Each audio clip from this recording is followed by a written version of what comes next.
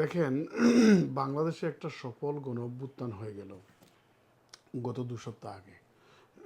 এটা বলা যায় দক্ষিণ পূর্ব এশিয়ার সবচেয়ে এই শতাব্দীর সবচেয়ে সফল এবং সবচেয়ে বড় গণঅভ্যুত্থান। তো গণঅভ্যুত্থানের কারণে অনেক কিছু উলটপালট হয়ে গেছে। নতুন সরকার পাওয়ারে আসছেন। আওয়ামী লীগ যে ক্ষমতায় ছিলেন গত ১৫-১৬ বছর, তারা ক্ষমতাচ্যুত হয়ে তাদের প্রধান ব্যক্তি দেশ ছেড়ে পালিয়েছেন। এ নিয়ে অনেকের কাছ থেকে আমরা কোয়ারি পাচ্ছি যে যারা অ্যাসাইলাম করেছেন ইউকেতে, বিরোধী দলের নেতাকর্মীরা, বিশেষ করে বিএনপি জামাতের, তাদের অবস্থা কী হবে। দেখেন, নাম্বার ওয়ান হচ্ছে যে অ্যাসাইলাম ক্লেইম যারা করেছেন সবার একই অবস্থা হবে এবং সবাইকে এক বাক্যে এক পাল্লায় রেখে বলা যাবে সেটা এমন নয়। প্রত্যেকটা কেস তার মেরিটের উপর নির্ভর করে। প্রত্যেকটা কেসের ফ্যাক্ট এবং মেরিট আলাদা, একটার সাথে আরেকটা মিলাতে পারবেন না।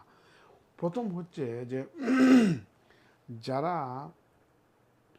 অ্যাসাইলাম ক্লেম করেছেন, অ্যাসাইলামের 5টা গ্রাউন্ডের ভিত্তিতে অ্যাসাইলাম ক্লেম করা যায়। পলিটিক্যাল ওপিনিয়ন হচ্ছে একটা, বাকি 4টা গ্রাউন্ড আছে। তো যারা বাকি 4টা গ্রাউন্ডে অ্যাসাইলাম করেছেন তাদের ভয় পাওয়ার কোনো কারণ নাই, কারণ ওইটাতে তেমন একটা ইম্প্যাক্ট পড়বে না। কিন্তু যারা পলিটিক্যাল ওপিনিয়ন ওইটাকে বেস করে অ্যাসাইলাম করেছেন তাদের কিছুটা মেরিটে এফেক্ট করবে, কারণ গভর্নমেন্ট তো চেঞ্জ হয়ে গেছে। তবে এইটাও বলা যাবে না যে একেবারে মেরিটলেস বা একেবারে হবে না। তার কারণ হচ্ছে গভর্নমেন্ট চেঞ্জ হলেও যারা পলিটিক্যাল অ্যাসাইলাম ক্লেম করেছেন বিএনপি বা জামাত বলে, তারা কিন্তু সরকার গঠন করেন নাই। সুতরাং ইমিডিয়েটলি আপনি আওয়ামী লীগ গিয়ে বিএনপি বা জামাত চলে আসছে এটা তো বলার সুযোগ নাই। যার কারণে একেবারে মেরিটলেস হয়ে গেছে, ওয়ার্থলেস হয়ে গেছে এইভাবে বলা যাবে না। তবে আওয়ামী লীগ না থাকার কারণে অনেকের জন্য দেশে ফেরত যাওয়া এখন আনসেফ নয়। সেই হিসাবে মেরিটটা দুর্বল হতে পারে। তাছাড়া বর্তমান সরকার এখন পর্যন্ত রোডম্যাপ ঘোষণা করেন নাই কবে তারা ইলেকশন ডিক্লেয়ার করবেন। 2 বছর, 3 বছর, কেউ বলছে 5-6 বছর তারা থাকতে পারেন। তো এভাবে যদি হয় তাহলে তো দীর্ঘসূত্রিতা।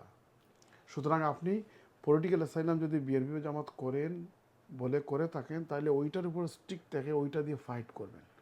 কিন্তু আপনি যদি স্টোরি চেঞ্জ করতে যান তাহলে আপনার ক্রেডিবিলিটি লস করবেন। ওভারনাইট আপনি রাতারাতি আওয়ামী লীগ বা অন্য পার্টি হতে পারবেন না। তখন হোম অফিস আপনার কোনো ভার্সনকে তারা বিশ্বাস করবে না। এখানে যারা এসেছেন এরা যে এখন বিএনপি জামাতের জন্য সেফ, এটা তো নিশ্চয়তা নাই। পাশাপাশি এরা কতদিন থাকবে সেটারও নিশ্চয়তা নাই। আবার বিএনপি জামাত ক্ষমতায় আসতে পারবে কিনা সেটার নিশ্চয়তা নেই। হয়তো আরো বড় ধরনের কোনো প্রবলেম হতে পারে। হ্যাঁ, এক্স্যাক্টলি। এজন্য বললাম যে বাংলাদেশে অনেকের জন্য এখন রিটার্ন করা আনসেফ নয়, বা সেফ বলা যায় না যে একেবারে সেফ। সুতরাং আপনি যদি দেশে যান এবং যদি আনসেফ না থাকেন তাহলে আপনারটা হয়তো মেরিট খুবই দুর্বল হবে। কিন্তু যদি আপনার সেফ রিটার্ন হয় তাহলে তো আপনার কোনো অসুবিধা নাই। কিন্তু আপনি যদি আনসেফ ফিল করেন স্টিল, তারপরে আপনি আর্গুমেন্ট করতে পারেন।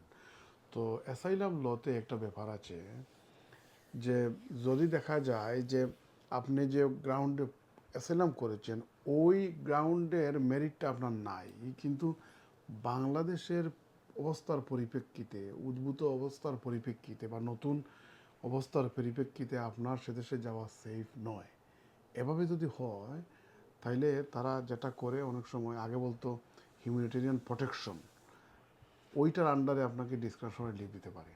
যে বর্তমান অবস্থার পরিপ্রেক্ষিতে আপনাকে ফুল অ্যাসাইলাম গ্রান্ট না করে আপনাকে 2.5 বছরের ডিসক্রিপশনে লিভ দিলাম বা হিউম্যানিটেরিয়ান প্রোটেকশন দিলাম, এটা দিতে পারে। তো ওইটা কিন্তু অ্যাসাইলাম গ্রান্ট নয়, কিন্তু অবস্থার পরিপ্রেক্ষিতে it is not safe for you to return to Bangladesh.